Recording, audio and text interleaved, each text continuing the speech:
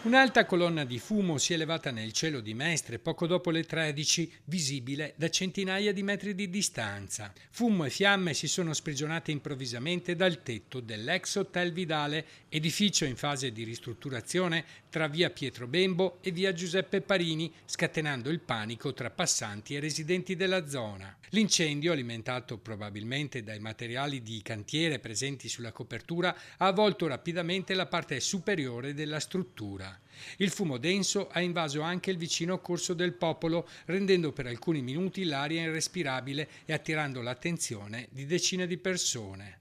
L'allarme è scattato immediatamente. Sul posto sono intervenuti i vigili del fuoco con squadre da Mestre e Mira impegnati con 3 autopompe, 2 autobotti e un'autoscala per domare il rogo e impedire che si estendesse al resto dell'edificio. Grazie alla prontezza dei soccorsi, le fiamme sono state contenute in tempo. Nessuna persona è rimasta coinvolta e anche il ristorante al piano terra, l'Osteria Viterossa, non ha subito danni nemmeno dall'acqua utilizzata durante le operazioni di spegnimento.